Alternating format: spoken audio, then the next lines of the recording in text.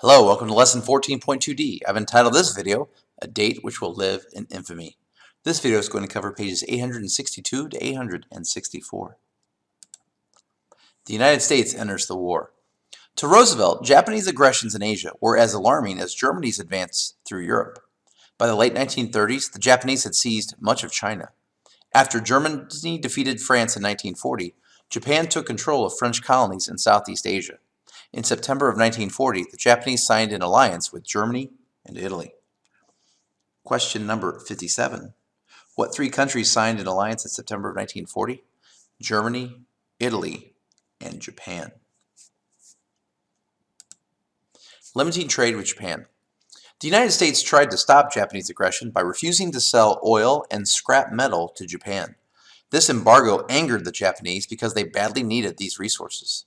Sparks will fly before long, predicted an American diplomat. Japanese and American officials met in November of 1941.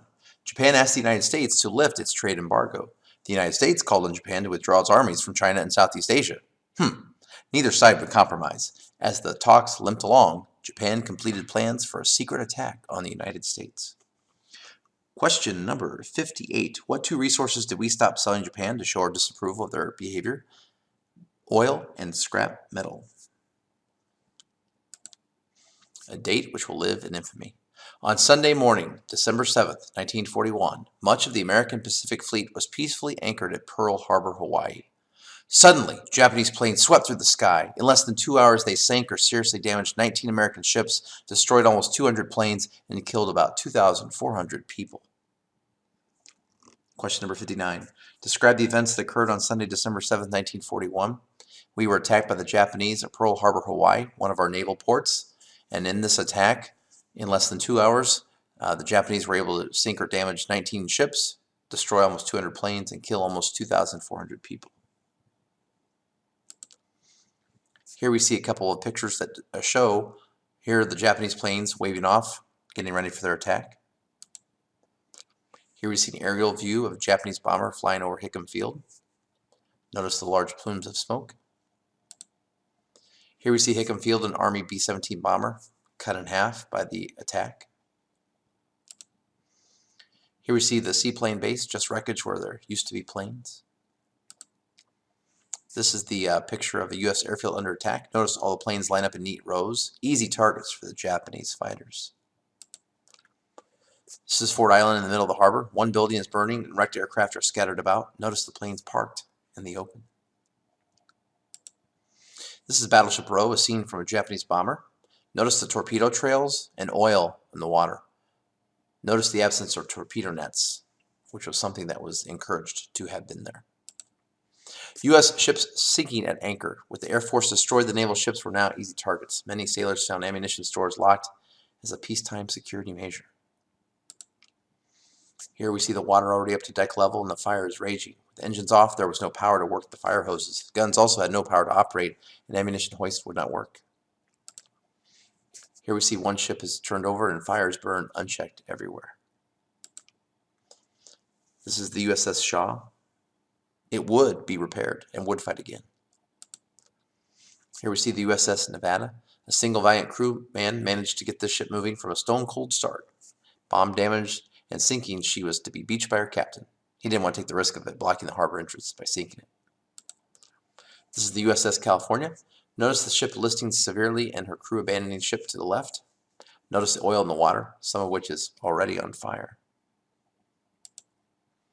Once again, this is Battleship Row. The front and rear ships have already sunk to the harbor floor. Fire and smoke become major problems as rescue efforts, let alone fighting back. Here we see Battleship Row from above. Notice the spreading oil slicks. Look at the airplane wreckage. The policy of parking all planes close together was disastrous. Notice the sailor just standing still in the middle of the battle. It shows the utter helplessness the defenders felt. More of the same. Here we see the USS Arizona. A bomb blows up her ammunition and she's totally destroyed. She's the only ship deemed irrecoverable. In her lie the majority of casualties from the attack. Her wreckage forms the base of the Pearl Harbor Memorial, which you can see today. The final tally of Pearl Harbor. The U.S. lost over 2,400 people, 1,178 wounded, 5 battleships, 3 cruisers, 3 destroyers, 180 planes were destroyed. Japan only lost 64 men dead, 1 captured, and they lost 29 planes and 4 midget submarines were destroyed. It was shocking to America because it was the first time since the War of 1812 that we had been attacked on our own soil. The next occasion would be 9/11, and it too also led to our involvement in a foreign war. The attack was a desperate gamble by Japanese leaders. They knew they lacked the resources to defeat the United States in a long war. However, they believed Americans were weak and had no stomach for fighting. They thought the strike would force the United States to beg for peace immediately. Instead, Pearl Harbor united Americans in their resolve. The Japanese made 2 other mistakes. First, they failed to sink any aircraft carriers which were at sea at the time of the attack. Second, they did not destroy any fuel oil tanks. Oil and aircraft carriers would become 2 keys to American victory in the war that followed. And now we can answer a couple of questions here. We can answer question 60. What gamble did the Japanese take with their attack on Pearl Harbor? Well, they gambled that we would not want to fight. They gambled that we would want to settle for peace. 61. What were 2 key mistakes that Japanese made at Pearl Harbor? Well, they didn't sink any aircraft carriers and they didn't destroy fuel oil tanks. And these would be 2 things that we would use to defeat Japan later on in the war. Declaring war. The next day, a grave President Roosevelt addressed Congress. Yesterday, December 7th, 1941, a date which will live in infamy, the United States of America was suddenly and deliberately attacked by naval and air forces of the Empire of Japan. He began. And here we can see the original, and you can see all the changes that FDR made as he was looking to make this speech just right. Question 62, who was he talking to? He was talking to Congress because remember, in our democracy, in our Republican democracy, the president doesn't have control of the military. He cannot declare, or she cannot declare war. Congress declares war. Now, once Congress declares war, then the president is the commander-in-chief of the forces, but we have that separation of powers, something that clearly the Soviet Union, Italy, Japan, and Germany lacked. Congress declared war on Japan. In response, Germany and Italy declared war on the United States. Americans were now unified in the cause of freedom. Even isolationists backed the war effort. The attack on Pearl Harbor had an immediate effect on American lives. Young men left schools and jobs to enter the war. The economy sped up to provide the necessary supplies. A new wartime society developed with a surge in patriotic feeling. For Americans of Japanese, Italian, and German heritage, the war also brought difficulties. Many in the country viewed them with suspicion. And the big organization that had been against America helping in the war, the isolationist group, was called America First Committee. It was formed in September 4th, 1940. It was headquartered here in Illinois at Chicago. At its peak, it had 800,000 members. It's one of the largest anti-war organizations of American history. In fact, future presidents John F. Kennedy and Gerald Ford supported and contributed to the organization.